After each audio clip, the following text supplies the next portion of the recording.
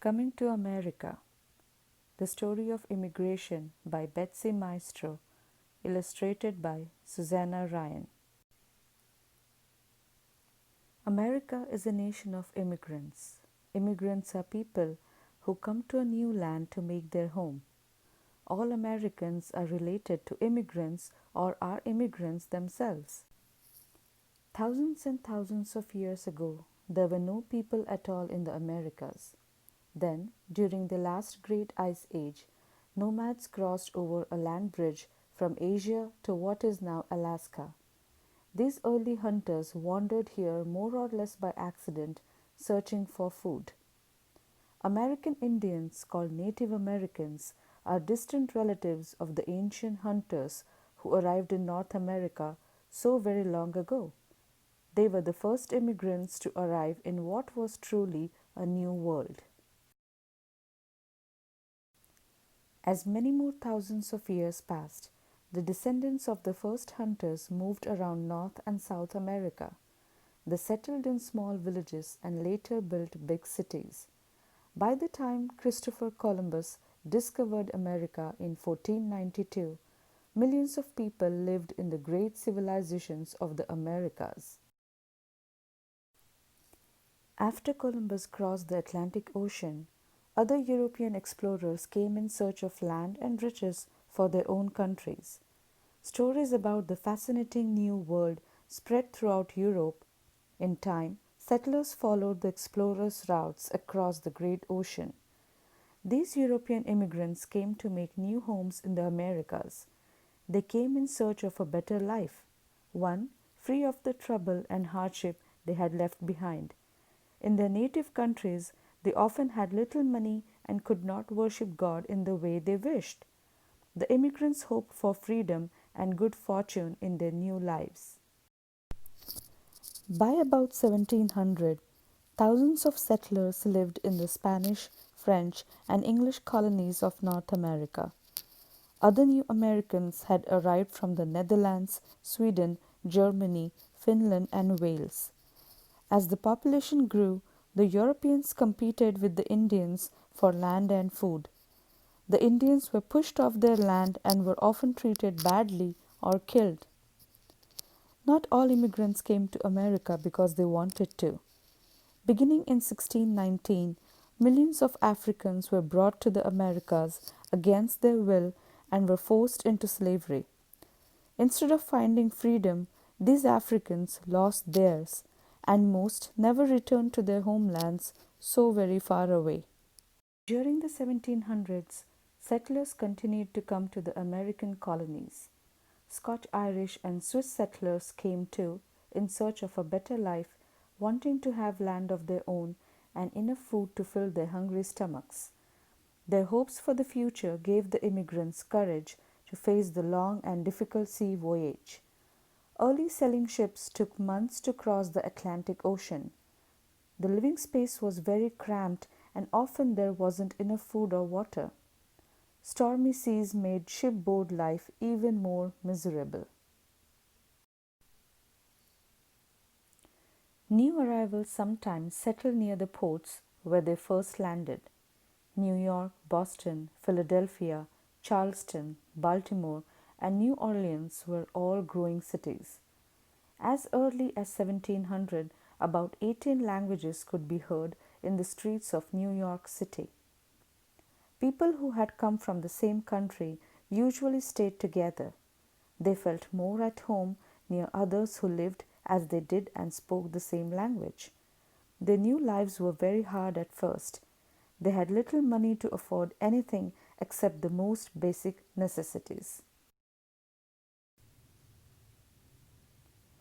Toward the middle of the 1800s, other adventurous newcomers became part of the westward movement.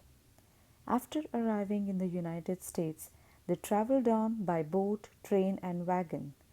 They headed for new frontiers in the Midwest and the Great Lakes region. Free land was offered to those who would agree to stay and farm. Norwegians joined other hardy settlers and founded farming communities in places like Minnesota and Wisconsin.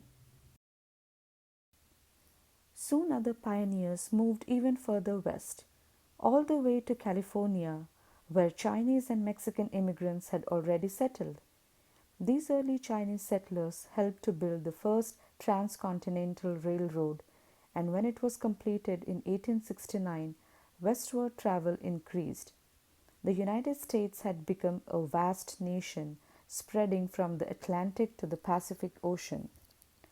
For more than 200 years, most immigrants had come from Northern Europe and Scandinavia. By the end of the 1800s, more modern steamships had shortened the long transatlantic voyage. People began to arrive in the United States from all over the world in greater numbers. They came from Italy and Poland, Turkey and Greece, Hungary and Serbia. Although life was hard for new immigrants, it still was better than the perils and poverty they faced in their native countries. So immigrants continued to come to the United States. Thousands poured into the many ports from New York City to San Francisco every year.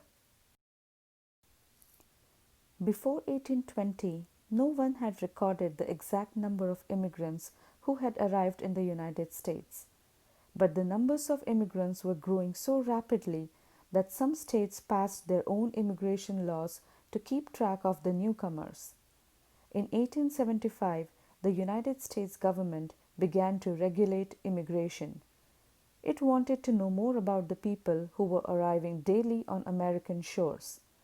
A number of years later, the government began to limit immigration by saying that people from some countries could not come to the United States at all.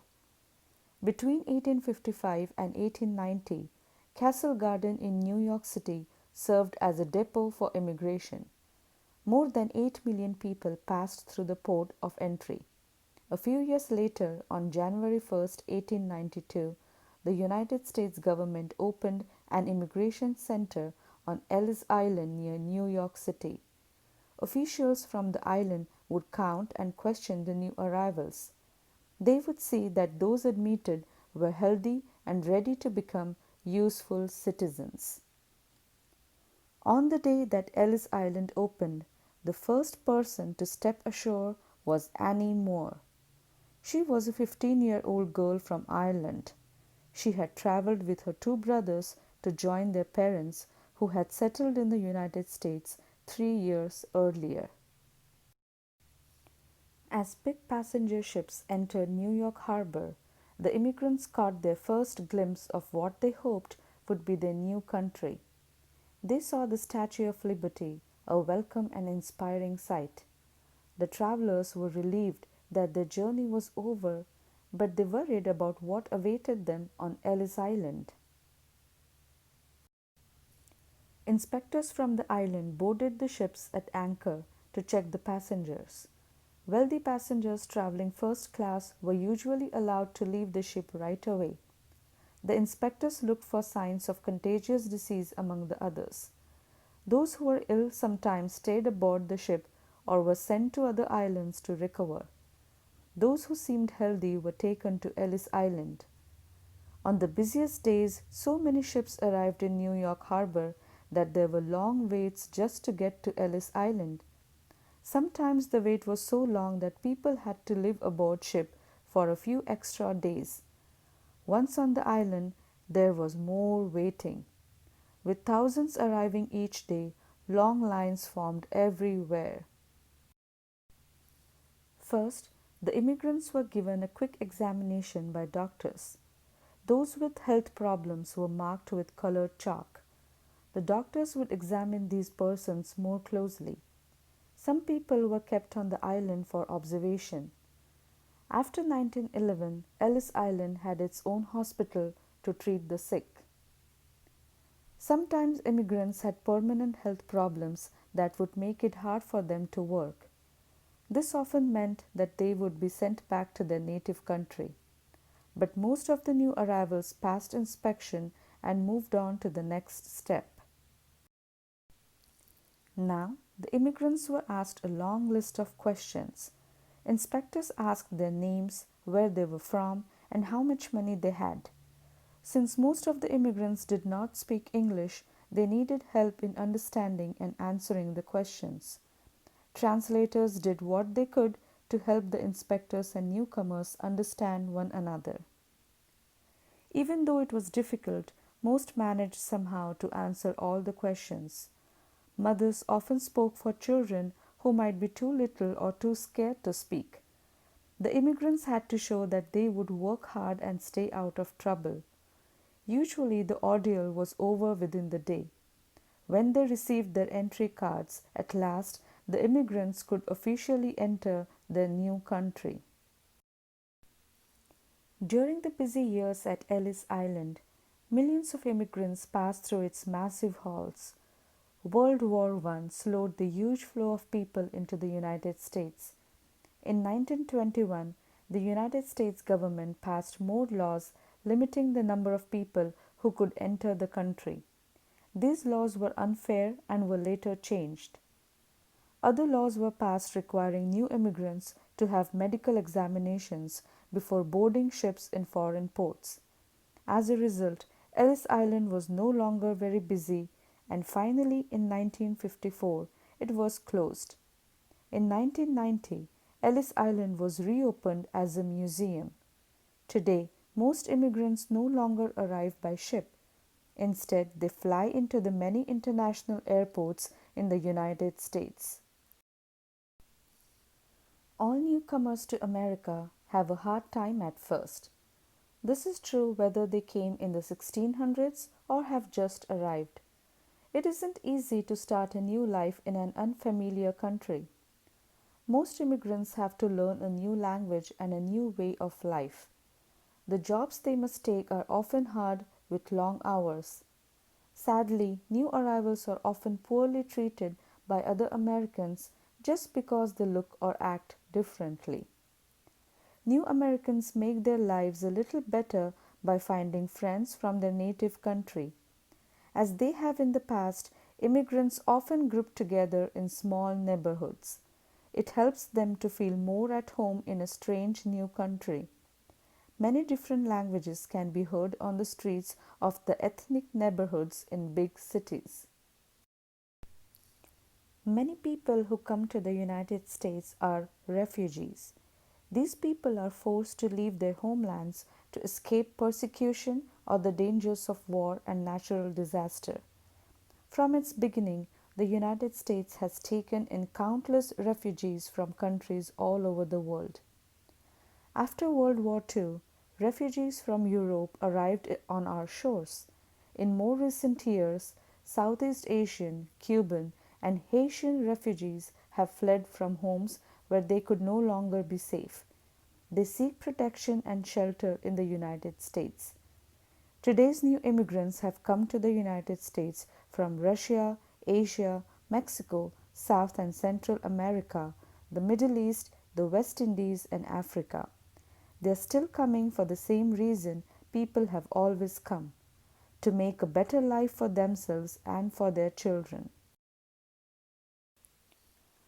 America has been called a great melting pot, where many cultures or ways of life have blended together. But today, Americans have also learned to celebrate their differences. There is a growing appreciation and understanding of the special character and unique contributions of each cultural or ethnic group. Everyone from the first Americans thousands of years ago to those who came only yesterday has left a lasting mark on this great land. Immigrants settled and farmed this land before it was a country. Others created a new nation and founded its government. Immigrants built the cities, roads, and railways of America. They have toiled in its field, its factories, and its mills. Immigrants, too, have made the music of this land, written its books, and recorded its beauty in paintings. The spirit of American strength and independence is the spirit of its people, the spirit of its immigrants and their children.